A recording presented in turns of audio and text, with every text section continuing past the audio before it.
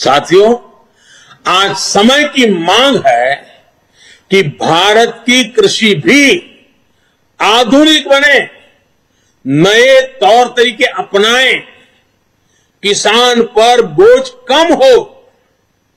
देश की कृषि को टेक्नोलॉजी आधारित और केमिकल फ्री बनाने के लिए बड़े कदम इस बजट में उठाए गए हैं। बीते बजट में हमने किसान रेल और किसान उड़ान की सुविधा सुनिश्चित की। अब किसान ड्रोन किसान का नया साथी बनने वाला है। इसके लिए एफपीओ के माध्यम से किसानों को खेत में ही उचित किराए पर ड्रोन और दूसरी मशीनरी उपलब्ध कराई जाएगी। ड्रोन टेक्नोलॉजी से किसान को तो मदद मिलेगी ही, उत्पादन का रियल टाइम डेटा भी प्राप्त होगा। इससे जुड़े स्टार्टअप्स को फंड करने के लिए नाबार्ड के माध्यम से एक विशेष फंड की मदद भी दी जाएगी। साथियों, कृषि को हाईटेक करने के साथ साथ देश की कृषि को नेचुरल बनाने पर भी अभूतपूर्व फोकस है। दोनों पहलू पर हम बल दे रहे हैं।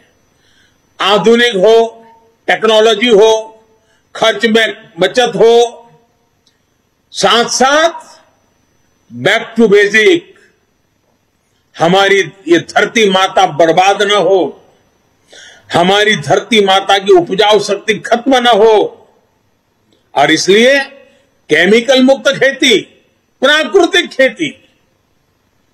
साथियों, इसके कारण किसानों की जो खेत में इन्वेस्टमेंट खर्च होता है, लागत घटाने में बहुत बड़ी मदद मिलेगी। कृषि को ये अधिक लाभकारी बनाएंगे। साथ साथ ये बीमारियों से मुक्ति दिलाने का बहुत बड़ा अभियान भी है, जिसका सबसे अधिक लाभ हमारे छोटे किसानों को होगा। देश के अनेक हिस्सों में जीरो बजट प्राकृतिक खेती पर काम चल रहा है। छोटा किसान, और हमें यह देखना होगा, जब हम किसान की बात करते हैं तब हमारी प्राथमिकता छोटा किसान ही रहनी चाहिए। 80-85% हमारे छोटे किसान हैं। अगर एक बार हमारा छोटा किसान मजबूत बनता है, ताकतवर बनता है, देश की ग्रामीण जीवन बदल जाता है। और इसलिए हमने इस पर बहुत ध्यान केंद्रित किया है। हमने देखा है देश में कौन सी बातें हम सुनते आए हैं। गरीबी हटाने की बातें तो हुई, लेकिन होता क्या था, और वो गलत होता था, मैं नहीं कहता। कहीं इंडस्ट्रियल कॉरिडोर बनते थे, कहीं इकोनॉमिक कॉरिडोर बनते हैं। हमने भी आकर देश में 2 डिफेंस कॉरिडोर बनाए हैं, लेकिन अब हम देश में पहली बार एक और कॉरिडोर बना रहे हैं, जो इस बजट में घोषणा की गई है।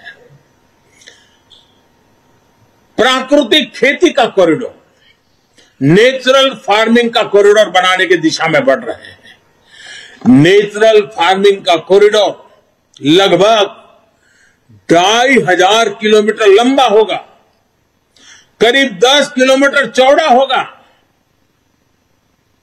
और पहले चरण में उत्तराखंड, उत्तर प्रदेश, बिहार, झारखंड और पश्चिम बंगाल में मां गंगा के किनारे 5-5 किलोमीटर चौड़ा, दोनों तरफ 5-5 किलोमीटर नेचुरल फार्मिंग का एक कॉरिडोर तैयार किया जाएगा। पूरी इकोसिस्टम बनेगी, उसकी प्रोडक्ट की वैश्विक वैल्यू बढ़ने वाली है। खेती के जीवन को बदलाव लाने का ये एपिक सेंटर बन जाएगा। ये कॉरिडोर पूरे हिंदुस्तान के किसानों के लिए प्रेरणा का कारण बनने वाला है। और इन सारे कारणों से जो हमारा गंगा स्वच्छता अभियान चल रहा है, उसमें एक बड़ी मदद मिलेगी, क्योंकि खेत में जो केमिकल उपयोग होता है, जब बारिश आती है तो केमिकल का काफी हिस्सा बहकर के पानी में जाता है, नदी में जाता है। 5-5 किलोमीटर प्राकृतिक खेती जब होगी, केमिकल फ्री खेती होगी, ऑर्गेनिक उत्पाद होंगे, तो वो जो केमिकल का प्रवाह गंगा जी में आता था वो भी बंद होगा, मां गंगा भी शुद्ध होगी। एक प्रकार से मां गंगा जी का बजट का कुछ हिस्सा भी किसानों के काम आएगा। और ऑर्गेनिक उत्पाद की आज बाजार में कीमत बहुत बड़ी है, दुनिया में मांग है, और भारत विश्व के कृषि बाजार में बड़ी ताकत के साथ जाने का रास्ता ऑर्गेनिक खेती है। साथियों, सरकार द्वारा मोटे अनाज मिलेट्स को प्रोत्साहन दिया जा रहा है।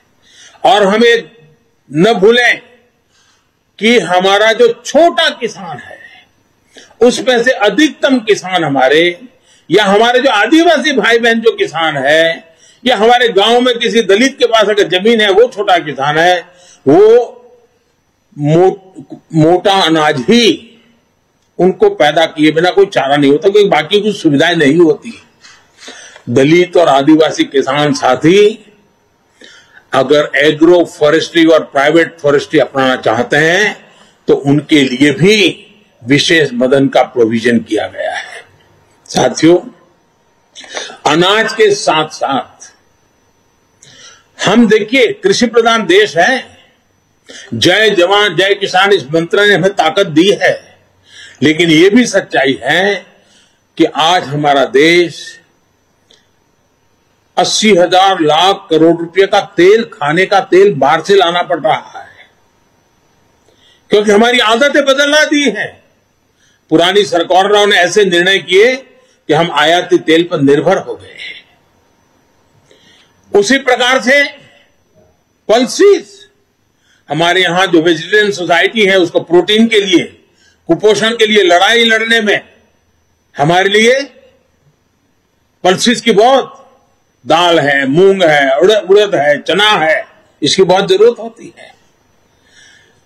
अब हमारे लिए आवश्यक है कि हम खाने के तेल में आत्मनिर्भर कैसे बने, हम दाल पल्सीज में आत्मनिर्भर कैसे बने, और इसलिए खाने के तेल में आत्मनिर्भरता के लिए एक राष्ट्रीय मिशन अभी अभी देश में प्रारंभ किया गया है। और हर साल जो लाखों करोड़ रुपए हम खाद्य तेल खरीदने के लिए विदेश भेजते हैं, वो पैसे मेरे देश के किसानों के व्यय जाए, जो खेती में पसीना बहाने वाला हमारा किसान है उसके नसीब में आए, उसलिए हम योजनाओं पर बल दे रहे हैं। अन्नदाता को ऊर्जादाता बनाने का भी एक बहुत बड़ा अभियान निरंतर चल रहा है, जिसके माध्यम से खेत में ही सोलार पैनल लगाने के लिए मदद दी जा रही है। आदिवासी किसानों को भी वनोपज से अधिक लाभ हो, इसके लिए बड़े स्तर पर वन धन योजना सफलता के साथ चल रही है, और बजट से उसको बल भी दिया जा रहा है। साथियों, सरकार ने हमेशा किसानों के हित में हर जरूरी कदम उठाए। अब आप देखिए, बजट में रिन्यूएबल एनर्जी का खर्चा पड़ेगा, लेकिन उसमें एक महत्वपूर्ण खर्चा है किसानों के लिए सोलर पंप। अगर सोलर पंप हम सबसे ज्यादा किसानों के पहुंचाएंगे, सूर्य शक्ति से चलने वाला पंप, किसानों को रात को जागना नहीं पड़ेगा, दिन में ही अपने खेती कर लेगा, पानी पहुंचा देगा, शाम को परिवार के साथ अपना समय बिता पाएगा, और उसका खर्च भी कम हो जाएगा। इसके लिए भी सोलार पंप का बहुत बड़ा बजट हमारे किसानों तक हम पहुंचा रहे हैं। साथियों, पिछले बजट में फर्टिलाइजर की सब्सिडी 80,000 करोड़ रुपए से भी कम रखी गई थी, 79,000 करोड़। लेकिन कोरोना के कारण अंतर्राष्ट्रीय कीमतों में सप्लाई चेन में गड़बड़ होने के कारण बहुत बड़ा उछाल आया।